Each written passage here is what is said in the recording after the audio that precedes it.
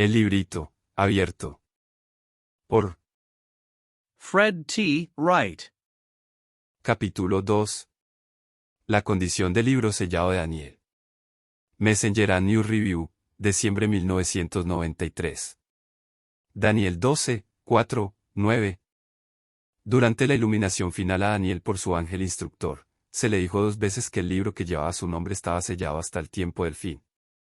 La primera orden dice lo siguiente. Daniel 12, 4. Pero tú, Daniel, cierra las palabras y sella el libro hasta el tiempo del fin. Muchos correrán de aquí para allá, y la ciencia se aumentará. El segundo en el versículo 9 dice así. Él respondió, anda, Daniel, pues estas palabras están cerradas y selladas hasta el tiempo del fin. Mensajes selectos, tomo 2, página 120. El libro que fue sellado no fue el Apocalipsis, sino la porción de la profecía de Daniel que se refería a los últimos días. La Escritura dice, pero tú, Daniel, cierra las palabras y sella el libro hasta el tiempo del fin. Muchos correrán de aquí para allá, y la ciencia se aumentará. Daniel 12:4. Cuando se abrió el libro se proclamó, el tiempo no será más. Véase Apocalipsis 10:6. Ahora ha sido abierto el libro de Daniel, y la revelación hecha por Cristo Juan debe llevarse a todos los habitantes de la tierra. Mediante el aumento del conocimiento debe prepararse a un pueblo para que resista en los últimos días. Pero, ¿por qué se selló una parte de Daniel hasta los últimos días? ¿Fue porque Dios había decretado arbitrariamente que así fuera? No. Porque, en armonía con el carácter de amor de Dios, tiene que haber una razón mejor que esa, ya que Dios no oculta la verdad a sus amados hijos, sino que los insta a escarbar profundamente para obtener el tesoro escondido. The Signs of the Times, 7 de noviembre de 1892. Las lecciones que Cristo presentó en sus palabras de verdad son como perlas preciosas, pues en ellas otorgó a los hombres una posesión inestimable. Mucho de lo que él enseñó se comprende todavía muy vagamente, y la basura del error cubre muchas gloriosas gemas de la verdad. Estas joyas de la verdad deben buscarse con tanta diligencia como se busca un tesoro escondido. Los que conocen el amor de Cristo deben considerarlo como lo hizo el hombre que encontró el tesoro escondido, y por la alegría de haberlo encontrado fue y vendió todo lo que tenía, para poder comprar el campo, y cavar en cada pulgada del mismo para descubrir las ricas vetas de oro y plata. La enseñanza de Cristo es más preciosa que cualquier mina de la tierra, y exige más celo de nuestra parte para buscar las gemas de la verdad que cualquier posesión que podamos conseguir en el mundo. Debemos hacer los esfuerzos más denodados para comprender el pleno significado de la verdad que Él quiere transmitir a la mente en parábolas o máximas. El que quiera comprender las cosas espirituales, que cabe profundamente en las minas de la verdad. Las limitaciones que retrasan las revelaciones progresivas de la verdad se encuentran, en primer lugar, en el ser humano. Es debido a muchos factores innecesarios que emanan de la humanidad que la oscuridad nubla la mente y oscurece el entendimiento. Nunca fueron más visibles los efectos de estos problemas que en la Edad Media, pero Dios, en su gran amor y misericordia, ha hecho posible una recuperación completa. El éxito en el aprovechamiento de estos recursos más que adecuados, exige la aplicación intensa a la tarea de nuestros poderes físicos, mentales y espirituales bajo la bendición del Espíritu Santo. El no haber estudiado tan profunda y minuciosamente como deberíamos haberlo hecho, junto con el entumecimiento de nuestros sentidos debido a la dañina y prolongada presencia del pecado en nosotros, no son las únicas razones para el retraso de nuestro conocimiento de las profecías. ¿Por qué fue sellado Daniel? Hay otras 2 razones significativas de las que todo hijo de Dios debería ser muy sabio. 1. El despliegue de la verdad avanza progresivamente a medida que se necesita, y 2. Antes de la crucifixión, Cristo, el Cordero inmolado, aún no tenía las cualidades necesarias para desellar el libro de Daniel. Examinaremos ahora estas 2 razones del retraso en el desvelamiento de Daniel. Las tomaremos en el orden enumerado anteriormente, es decir, en primer lugar, que la verdad se revela progresivamente de acuerdo con la necesidad de la misma, y en segundo lugar, antes de que pudiera ser desvelada en su sentido más verdadero, Cristo tuvo que realizar una obra especial, mediante su muerte sacrificial y su conquistadora resurrección. Consejos para los maestros, página 49. Cristo fue el mayor maestro que el mundo vio jamás. Como tal, estableció el importante principio de que la profecía no debía entenderse hasta que el momento de su cumplimiento se aproximara o, como en algunos casos, hubiera llegado en realidad. Entonces llegaba el momento en que, por ser más necesaria, se convertía en verdad presente. Así dijo él. Juan 13:19, desde ahora os lo digo antes que suceda, para que cuando suceda, creáis que yo soy. Repitió esta verdad entre las últimas instrucciones dadas a sus discípulos antes de entrar en el huerto de Getsemaní. Juan 14:29, y ahora os lo he dicho antes que suceda, para que cuando suceda, creáis. Esto fue particularmente cierto en la experiencia de los discípulos de Cristo, que esperaban el cumplimiento de las profecías mesiánicas que estaban destinadas a no suceder nunca de la manera que ellos esperaban. Malinterpretaron las palabras de los profetas hasta después de que se hubieran cumplido, cuando por fin algunos de ellos fueron capaces de hacer coincidir el cumplimiento con la predicción. Un claro ejemplo de esto se encuentra en la experiencia de los 2 discípulos con los que Cristo caminó el día de su resurrección desde Jerusalén a Emaús. Hasta que Cristo hizo coincidir cuidadosa y exactamente los acontecimientos con las predicciones, aquellos 2 hombres dedicados no fueron capaces de ver en los acontecimientos de aquel fin de semana, el más notable de todos, que lo que había tenido lugar en la vida y muerte de Cristo había sido todo como se había predicho. No había habido ni omisiones ni adiciones al plan. Dios había estado al mando absoluto, y todas las cosas habían sucedido dentro del marco de su voluntad. The Signs of the Times, 20 de enero de 1888. ¿No habían oído los discípulos esta misma exposición de estos pasajes de las Escrituras de labios de su maestro mientras estaba con ellos? Pero, qué poco las habían comprendido. Qué fuerte es ahora su significado. Qué asombroso es su cumplimiento. Las verdades que apenas habían discernido se revelan ahora en un resplandor de luz. Las mismas cosas que él les había dicho se han cumplido. La fe comienza a reavivarse. Sus corazones laten con una esperanza fuerte y renovada mientras escuchan con entusiasmo las palabras claras y sencillas de su desconocido compañero de viaje. Se sorprenden al ver que sus agobiados corazones se vuelven ligeros, y al pensar en Jesús, en todo lo que fue para ellos, en todo lo que sufrió, sus lágrimas fluyen libremente. Su confianza no estaba equivocada. Él era todo e incluso más de lo que habían creído. Podrían haber comprendido mucho mejor de lo que lo hicieron lo que Cristo había tratado tan diligentemente de enseñarles si sus mentes no hubieran estado nubladas por las ideas y teorías preconcebidas contra las que Jesús se había visto constantemente obligado a luchar durante sus esfuerzos por abrir las profecías a su comprensión. Al mismo tiempo, sin embargo, hubo nuevas profundidades de comprensión cuando los acontecimientos predichos se cumplieron. Esto estaba en armonía con la explicación de Jesús, que informó a los 12 de que les había hablado de acontecimientos futuros para que, cuando sucedieran, creyeran. El estudio del desarrollo progresivo de la información sobre acontecimientos futuros es extremadamente útil. Tiene el poder de fortalecer la fe, pues revela la armoniosa interrelación entre las diversas obras de Dios en la tierra y en el cielo.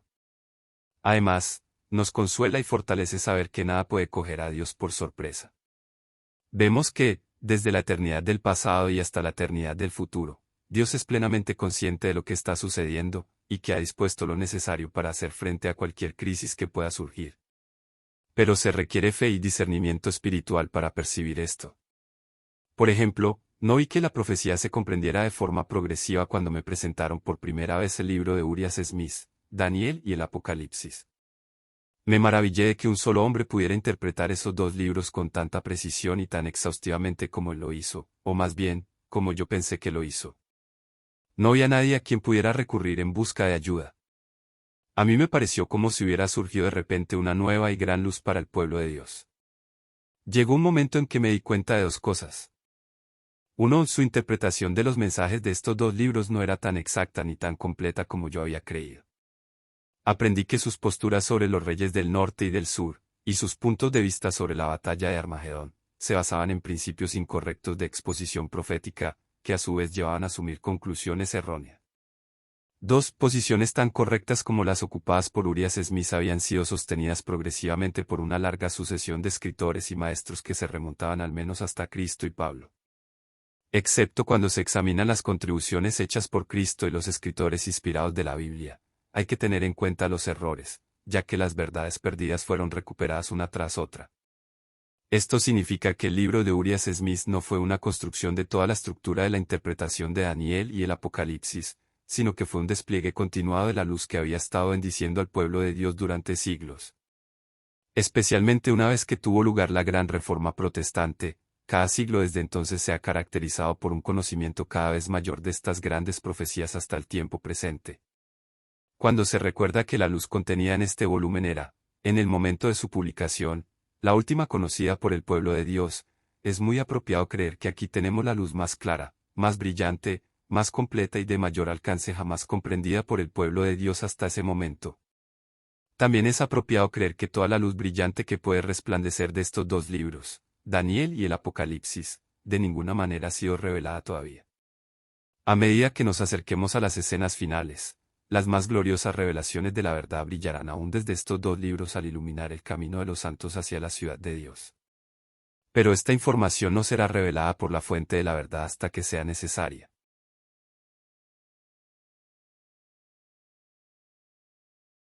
El tiempo se cumple.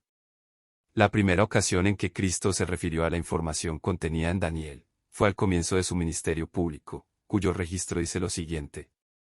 Marcos 1:14-15, después que Juan fue encarcelado, Jesús vino a Galilea predicando el Evangelio del reino de Dios, diciendo, el tiempo se ha cumplido, y el reino de Dios se ha acercado, arrepentíos, y crean en el Evangelio. ¿A qué tiempo se refería Jesús cuando hizo este anuncio que conmueve el alma? El tiempo se ha cumplido. Era una declaración general dirigida a satisfacer la necesidad general de asegurarse de la propia vocación y elección, o era una referencia específica a un momento profetizado.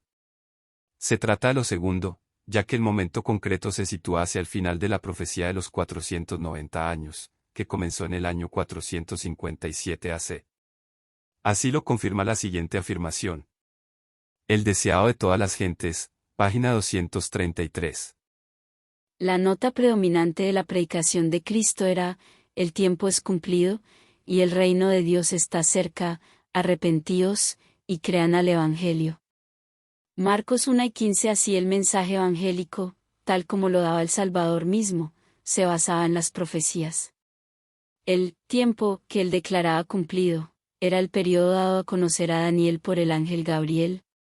70 semanas, dijo el ángel, están determinadas sobre tu pueblo y sobre tu santa ciudad, para acabar la prevaricación, y concluir el pecado, y expiar la iniquidad, y para traer la justicia de los siglos, y sellar la visión y la profecía, y ungir al Santo de los Santos. Daniel 9:24. Así es como el libro de Daniel, en la época en que Cristo predicó, era bien conocido y aceptado como parte de las Escrituras inspiradas. Por lo tanto, como Cristo, en el poder del Espíritu Santo, señaló el hecho de que habían llegado al mismo punto del tiempo en que el Mesías estaba programado para aparecer, sus audiencias quedaron profundamente impresionadas, y se sentaron las bases para su aceptación del mensaje de justicia. Pero, aunque comprendieron la parte temporal de Daniel 9, y sin duda, algunos otros mensajes contenidos en él, había mucho acerca de este libro de lo que permanecían en la ignorancia. Gradualmente, a medida que surgía la necesidad de comprender más y más del libro, el Señor fue revelando la luz. En consecuencia, la luz que brilla desde Daniel es en este momento muy brillante, pero, aún así, no tan brillante como para agotar el suministro, porque la eternidad misma ni siquiera puede hacer eso. Mateo 24. La siguiente referencia al libro de Daniel en las Sagradas Escrituras fue hecha de nuevo por Cristo cuando, en el Monte de los Olivos, delineó los acontecimientos venideros tal como se sucederían hasta el segundo advenimiento. En esta presentación, Cristo cubre el terreno en su totalidad o en parte 3 veces. La primera de estas 3 se encuentra en Mateo 24, 4-14. Allí se predice la aparición de falsos cristos y profetas, guerras y rumores de guerras, hambres, pestilencias, terremotos, persecuciones, más falsos profetas, el amor de muchos enfriándose, los que perseveren hasta el fin siendo salvados, el evangelio del reino siendo predicado en todo el mundo, y la llegada del fin. En la segunda progresión paso a paso a través del futuro, Jesús comienza con su predicción de la caída de Jerusalén, y advirtió solemnemente a los cristianos que en el momento en que vieran cierta señal, no debían dudar, sino huir inmediatamente. Esa señal era el establecimiento en el lugar santo de la abominación desoladora de la que habló el profeta Daniel. Mateo 24:15. Por tanto, cuando veáis en el lugar santo la abominación desoladora de que habló el profeta Daniel, el que lee, entienda. 16. Entonces los que estén en Judea, huyan a los montes. 17. El que esté en la azotea, no descienda para tomar algo de su casa. 18. Y el que esté en el campo, no vuelva atrás para tomar su capa. Desde este punto, Jesús dirigió a sus discípulos hacia la gran tribulación, una predicción que se cumplió durante las terribles persecuciones de la Edad Media. Seguirían falsos profetas, Cristos y venidas de Cristo, que conducirían de nuevo al segundo advenimiento. Los acontecimientos cubiertos por la tercera encuesta profética iban a comenzar. Versículo 29. Inmediatamente después de la tribulación de aquellos días. Y debían prolongarse hasta el segundo advenimiento una vez más.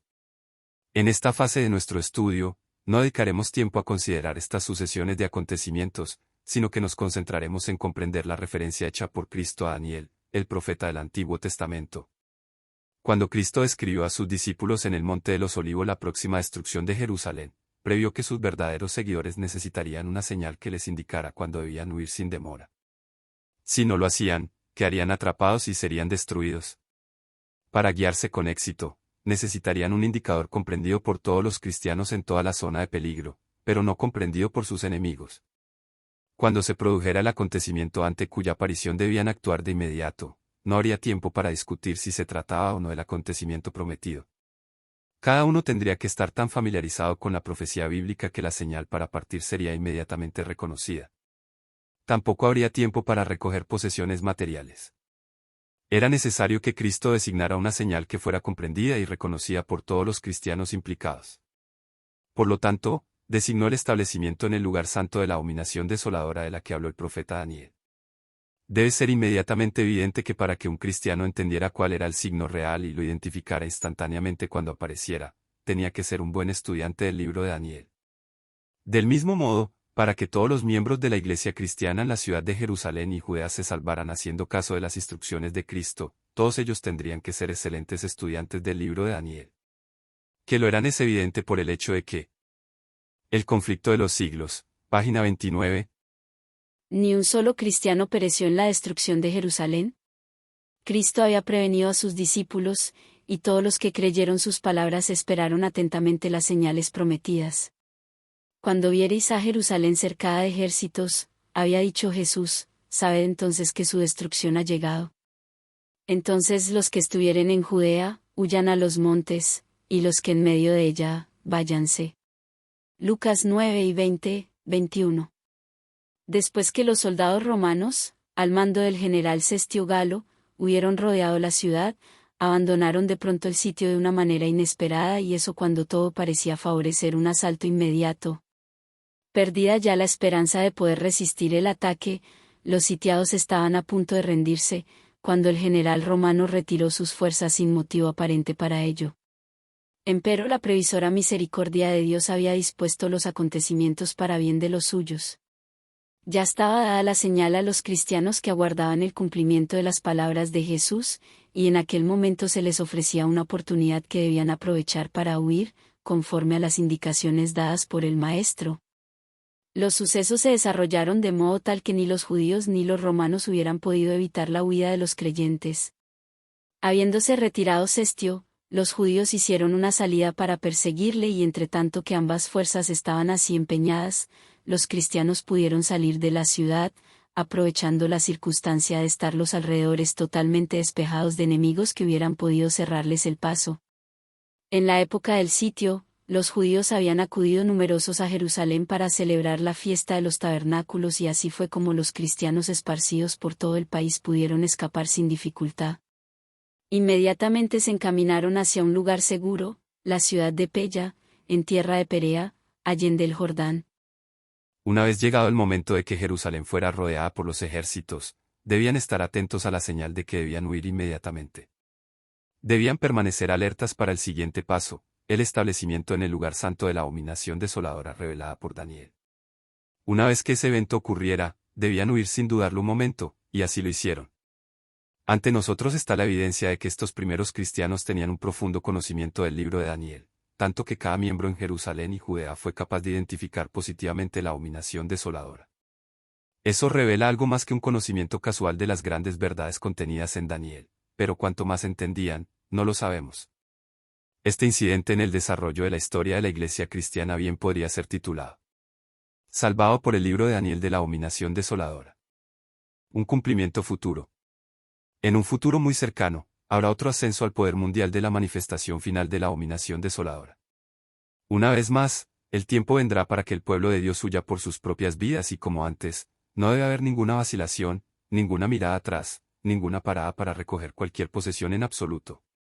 Testimonios para la Iglesia, tomo 5, página 439 a 440.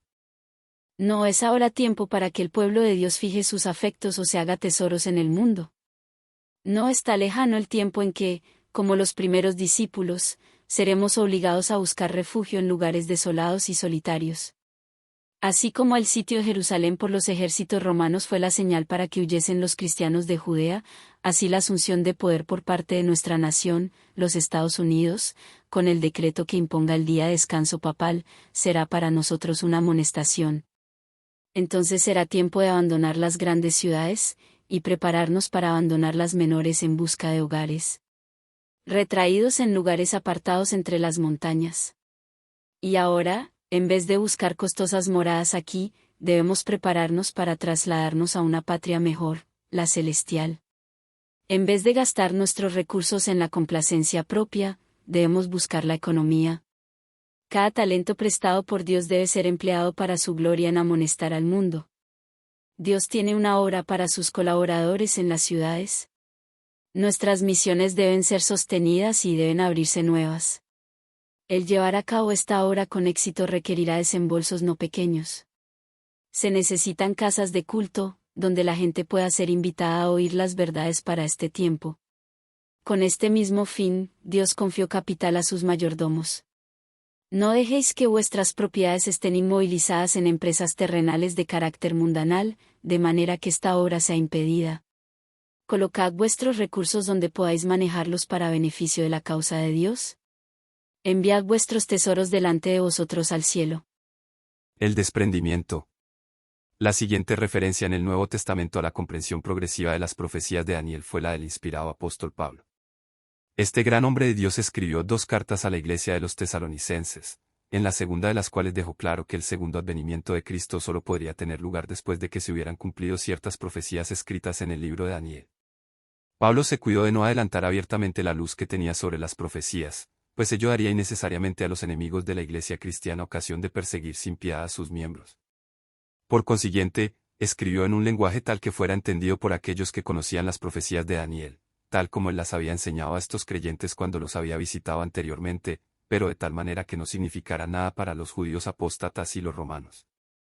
Este enmascaramiento de las profecías no puede calificarse de engaño por parte del apóstol, ya que Dios no tiene ninguna obligación de proporcionar información a quienes han rechazado la verdad y utilizarían este conocimiento para aumentar los sufrimientos de su pueblo y amenazar la supervivencia de la iglesia.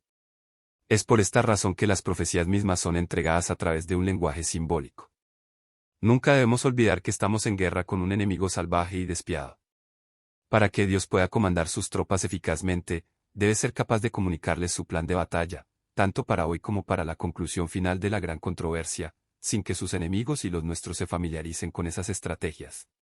Informar a sus soldados cristianos de sus órdenes generales y específicas no es el problema. La dificultad radica en que Dios haga esto sin transmitir los mismos mensajes, al mismo tiempo, a los enemigos de sí mismo y de su pueblo. En el caso de los creyentes tesalonicenses, tanto la profecía como su interpretación estaban ocultas tras símbolos, una verdad que hay que tener presente al estudiar la carta escrita por Pablo a ellos. En primer lugar, el apóstol afirma muy claramente que no habría una segunda venida de Cristo hasta que hubiera habido una apostasía o gran apostasía a través de la cual el hombre de pecado, que es el hijo de perdición, sería expuesto por lo que es. De esto escribió 2 Tesalonicenses 2:1-4.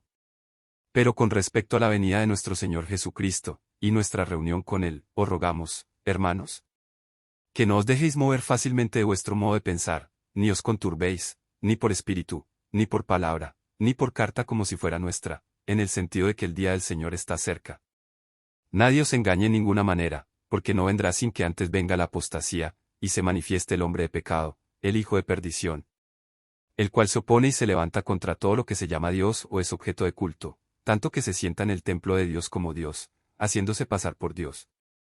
La apostasía a la que Pablo se refiere aquí, ocurrió en la iglesia cristiana, porque es imposible que el hombre de pecado se eleve al dominio universal mientras la iglesia de Dios, permaneciendo libre de apostasía, continúe como un poder invencible en el mundo.